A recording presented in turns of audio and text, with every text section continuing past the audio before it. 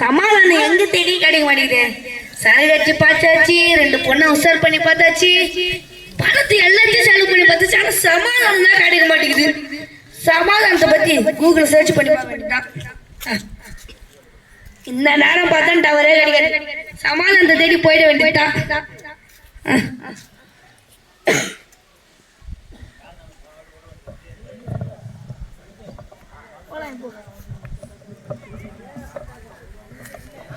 அங்க ஒரு டிப்பா வராரு, அவர்கிட்ட கேட்டு போகலாம். சார் சொல்லுப்பா. சமாதானத்துக்கு போற வழி தெரியுமா சார்? சமாதானத்துக்கு போகணுமா?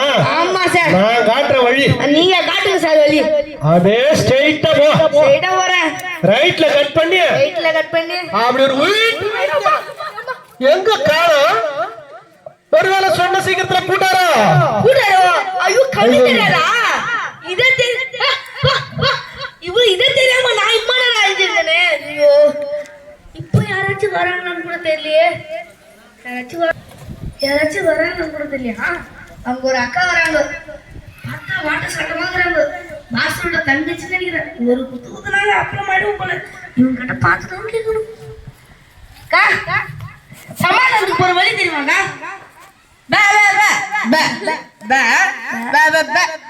உண்மையா? ஐயோ ஒருத்தவங்க டைம் மாட்டுறேனே. ஐயோ இப்ப என்னதான் பண்றது? வேற யாராச்சும் வராங்களா? அங்க ஒருத்தர் வராரு. பார்த்தா இன்ஜினியர் காலேஜ்ல 20 அடியார் வச்சு மறிக்கிறாரு. நமக்கு தேவை சமாதானத்துக்கு வழி தானே. அதையும் மட்டும் கேட்கலாம். யாரா நீ என்ன குறுகுன்னு பாக்குற? சமாதானத்துக்கு போற வழி. சமாதானத்துக்கு போற வழி தானே.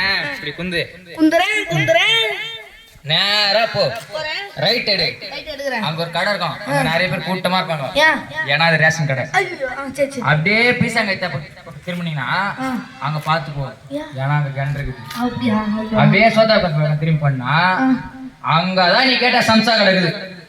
சம்சா கடையில சமாதானம். அங்கதான்பா சுட சுட சம்சா எடுங்க. சம்சா இல்ல சமாதானம். உனக்கோசம் எவ்வளவு கஷ்டப்பட்டு மேப்லாம் போட்டு சொல்லிங்கிறேன். அங்கதான்பா கிடைங்க. சுட சுட இருக்கும். சாடு இவன் சொன்னா நம்மளுக்கே கேட்குது பத்தியா? ஐயோ இன்னும் ஓத்தங்கிட்டே மாட்டேனே. இப்ப வேற யாராச்சும் வருவாங்களா இல்லையான்னு கூட தெரியலையே. பழம் மறிக்கிறாங்க. ஆயா வராங்க. பழுத்த பழம் மறிக்கிறாங்க. இவங்களுக்கு அனுபவம் நிறைய இருக்கும். இவங்க கட்ட கேட்கலாம். ஆயா அப்பா காசு கொடுத்தாரு.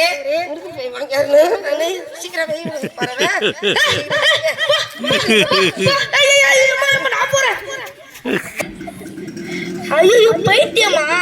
கட்சியில பார்த்தா பைத்தியத்துக்கிட்ட மாயிட்டேனே. ஐயோ இப்ப நான் எங்க போனேன்னு பார்த்துட்டு நிக்கிறேனே. யாராச்சும் வருவாங்களா? யாரு வருவாங்க? மறந்துட்டு நிக்கிறேனே. இப்ப யார் தான் வருவா? எங்க போறணும்னு தெரியல. ஐயோ இங்க ஒருத்தவங்க வராங்க. முதல்ல செக் பண்ணி பார்த்துடலாம். கண்ணு நல்லா தெரியும் போல. காது கேட்கணும்னு நினைக்கிறேன். நல்லா பார்த்துனாங்க. வாய் கூட பேசுவாங்க போல. உனக்கு என்னப்பா வேணும்? எனக்கா சமாதானத்துக்கு போற வழி. சமாதானம் வேணுமா உனக்கு? ஆமா. சமாதானத்தை தேடி அலைஞ்சுன்னு இருக்கிறியா? ஆமா. எனக்கு கண்ணு நல்லா தான் தெரியும். கண்ணு தெரியுமா காது கேட்குமான்னு கேட்குறேன். எனக்கு கண்ணு தெரியும், காதும் கேட்கும், அவன் பேசுவேன். சரி வா, உனக்கு சமாதானம். இந்த உலகத்தையே ஒரே ஒரு சமாதானம் நம்ம ஆண்டவர் ஏசப்பா மட்டும்தான் நம்ம உலகத்துல கொடுக்குற சமாதானம். அவருக்கு பல பேர் இருக்குது. ஏசாயா 9:6 அவருக்கு பல நாமம் இருக்குது. அவருக்கு சமாதானத்தின் பிரபுன்னு இருக்குது அவருக்கு பேரு. அந்த சமாதானத்தை பிரபு அறியணி. உனக்கு எந்தெந்த விதத்துல சமாதானம் வேணுமோ எல்லா விதத்திலயும் அவருக்கு சமாதானம் கொடுப்பாரு உனக்கு. அவரு அதிசயம் பண்ற தேவன், அற்புதம் பண்ற தேவன். ஆமா, என்ன அதிசயம் பண்ணும்? எல்லா அதிசயம் பண்ணுவாரு. இதே தெரியாம நான் குருடன் கிட்ட கேக்குறேன், போய் வாய் பேசுறவங்க கிட்ட கேக்குறேன், காது கேட்காதவங்க கிட்ட ஒருத்தங்க பைத்தியம் கிட்ட மாட்டிக்கணும். அந்த அவங்களெல்லாம் இட்டுன்னு வாங்க. காது கேட்காதவங்க, கண்ணு தெரியாதவங்க, வாய் பேசுவாங்க, எல்லாருக்கும் ஆண்டவர் அற்புதம் செய்யற தேவன். ஆனா அவருக்கு எந்தெந்த விதத்துல நம்மளுக்கு சமாதானத்தை கொடுக்கணுமோ அந்தந்த விதத்துல நம்மளுக்கு சமாதானத்தை கொடுக்கிற தேவன் அவருக்கு. அப்படியா? நானும் கூட சர்ச்சுக்கு வந்துட்டா? கண்டிப்பா வா. உனக்கு ஆண்டவர் ஏசப்பா உனக்கு நல்ல எந்தெந்த விதத்துல உனக்கு நல்ல ஒரு சமாதானத்தை கொடுக்கணுமோ கொடுப்பாரு. நீ ஆண்டவர் சமாதானத்தை தேவனை தேடு. சரி வாங்க போலாம். சர்ச்சுக்கு போலாம். 6 மாசத்துக்கு பிற்பாடு கர்த்தருக்கு ஸ்தோத்திரம். நான் சமாதானத்தை தேடி அழிஞ்சிருந்தேன். சமாதானம் எங்கேயும் கிடைக்கல. நான் காது கேட்காதவங்கிட்ட கேட்டேன், வாய் பேசாத முடியாது கேட்டேன், பைத்தியத்துக்கிட்ட மாட்டின்னு தவிச்சேன். ஆனால் ஒரே ஒரு ஊழியக்காரங்க மட்டும் வந்தாங்க. என்னை வந்து சமாதானம் எங்கே கிடைக்குன்னு கேட்டேன். அவங்க கர்த்தர்கிட்ட தான் இருக்குன்னு சொன்னாங்க. இப்போ நான் சமாதானத்தோடு இருக்கிறேன். நீங்களும் கர்த்தர்கிட்ட வாங்க, சமாதானம் உங்களுக்கு கிடைக்கும். ஆமென். பிள்ளைகளே, இப்போது ஒரு குறு நாடகத்தை பார்த்தீங்க. ஒரு மனுஷன் சமாதானத்தை தேடி அலைகிறான், சமாதானம் இல்லை. ஆண்டுடைய வேத வசனம் சொல்லுகிறது, அவர் கொடுக்கிற சமாதானம் உலக பிரகாரமா இருக்காது, என்னுடைய சமாதானத்தை உனக்கு தருகிறேன் என்று சொல்லுகிறார்.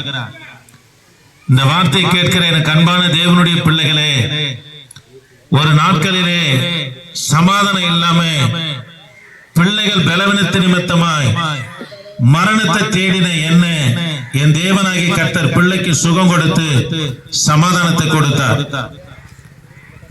பிள்ளை பேர் பிளஸ் பால் என்று பெயர் வைத்தேன். எனக்கு 2 பிள்ளைங்க. மூத்தவன் மகன், 2வது பெண் பிள்ளை. 6 மாசத்து குழந்தையா இருக்கும் போது குழந்தை பலவீனப்பட்ட போது எக்மோர்ல இருக்கிற பேபி ஹாஸ்பிட்டல் கூட்டிட்டு போனோம். சொன்னாங்க, இருதயம் பலவீனமா இருக்குது, இருதயத்துல ஓட்டை இருக்குது, பிள்ளைக்கு குறைஞ்சது ஒரு 15-16 வருஷம் மாத்திரை தொடர்ந்து எடுத்தாதான் பிள்ளை பழக்கம் என்று சொன்னாங்க. குழந்தைய பார்க்கறதுக்கு எனக்கு ரொம்ப கஷ்டமா இருந்தது. வீட்டு சைடு போய் சொன்னாலும் எல்லாரும் தூற்றுவாங்க. சேசு சொல்லி சர்ச்சைக்கு போய்க்கணும்னா இவன் பிள்ளையே பலவீனமா இருக்கிறது, இவனே இப்படி இருக்கிறானே என்று சொல்லி தூற்றுவார்கள் என்று சொல்லி சமாதானத்தை இழந்து காணப்படும் போது எனக்குள்ள ஒரு நம்பிக்கை, கர்த்தரால ஆகாத காரியம் ஒன்றும் இல்லை. தம்மிடத்துல வருகிற ஒருவனையும் அவர் புறம்பே தள்ளாத தேவனாய் இருக்கிறார் என்று வேத வசனம் இருக்கிறது. அது மாத்திரமல்ல, அவர் தழும்புகளால் நீங்க குணமானீர்கள் என்று இருக்கிறது. அவர் வசனத்தை அனுப்பி குணமாக்குற தேவன் என்று இருக்கிறார். ஆகவே கர்த்தருடைய வார்த்தையை சொல்லுகிறேன். என் வாழ்க்கையில முதல்ல கர்த்தர் அற்புதம் செய்ய சொல்லி பேபி ஹாஸ்பிட்டல் இருந்து வந்தேன். பிள்ளைய தேவாலயத்துல கலத்தணும். நானும் என் மனைவி முழங்கால் படிட்டு கண்ணீரோடு ஜெபம் பண்ணேன். ஏசப்பா, அடுத்த வாரம் வர சொல்லி இருக்கிறாங்க, திரும்ப ஸ்கேன் பண்ணி பார்ப்போம்னு சொன்னாங்க. நாங்க போவோம், இருக்க கூடாது, உமக்கு நாங்க சாட்சியா இருக்கணும் என்று சொல்லி கண்ணீரோடு அழுது ஜெபம் பண்ணிட்டு போனோம். ஆண்டுடைய பெரிதான கிருபையால அந்நாளில பெரிய டாக்டர் ஒருத்தர் வந்தாரு. பிள்ளையுடைய ஸ்கேனை படுத்தாங்க. திரும்ப ஒரு புதிய ஸ்கேன் எடுக்க சொன்னாங்க. எடுத்து பார்த்தா இருதயம் ஆரோக்கியமா இருக்குது, ஒரு பிரச்சனை இல்லை, பிள்ளைக்கு மருந்து மாத்திரை எடுக்க தேவையில்லை என்று சொன்னாங்க. இந்த குடும்பத்துல சமாதானம் இல்லையா? வியாதி நிமித்தம் சமாதானம் இல்லையா? கடன் நிமித்தம் சமாதானம் இல்லையா? இல்ல அநேகரால தூற்றப்பட்ட நிமித்தமாய், அதை ஏமாற்றத்தின் நிமித்தமாய் சமாதானம் இல்லையா? என் தேவனாகிய கர்த்தர் சொல்லுகிறார், என்னுடைய சமாதானத்தை உனக்கு தருகிறேன் என்று சொல்லுகிறார். தேவ பிள்ளைகளே, இந்த ஆண்டவர் எப்பேற்பட்ட சமாதானத்தை கொடுக்கிறார் என்று சொன்னார். 2000 ஆண்டுகளுக்கு முன்பதாக கல்வாரி சிலுவையில மரித்து 3ஆம் நாள் உயிர் தெழுந்து சம்பாதித்து வைத்திருக்கிற தன்னுடைய சமாதானத்தையே நமக்கு தருகிறேன் என்று சொல்லுகிறார். இவர் கொடுக்கிற சமாதானம் என்றென்று நிலைக்கும், என்றென்று உன்னை ஆசீர்வதிக்கும், என்றென்று உன்னை தேற்றுகிறதா காணப்படும். அவர் கொடுக்கிற சமாதானத்தின் வாயிலாக நீ கர்த்தரை எப்போதும் புகழும்படியாய் செய்யும். ஆக உங்களுக்கு சமாதானம் இல்லையா? துக்கமா, துயரமா, பாடா, பிரச்சனையா, போராட்டமா? இந்த தேவனை நோக்கி பாருங்க, விசுவாசிங்க. என் தேவனாகிய கர்த்தர் உங்கள் வாழ்க்கையில அற்புதம் செய்வார். நாங்கள் உங்களுக்காக ஜெபிக்கிறோம். நாடகத்தை கூட பார்த்தீங்க. கர்த்தர் உங்களை ஆசீர்வதிப்பார். ஆண்டவரே, இந்த கல்பட் கிராமத்தை ஆண்டவரே உம்முடைய சமூகத்துல வைத்து நாங்கள் ஜெபிக்கிறோம். ஆண்டவரே, இந்த கிராமத்தை கர்த்தர் நீங்க ஆசீர்வதிங்க, ரட்சிங்க. இந்த பகுதியில் ஆண்டவரே ஒரு எழுப்புதலை உண்டு பண்ண முடியாது ஜெபிக்கிறேன். இந்த வார்த்தை கேட்ட ஒவ்வொரு பிள்ளைகளுக்குள்ளும் சமாதானத்தை தருவீராக. வழிநடத்துங்கப்பா. இயேசு நாமத்தில் ஜெபிக்க நல்ல பிதாவே, ஆமென்.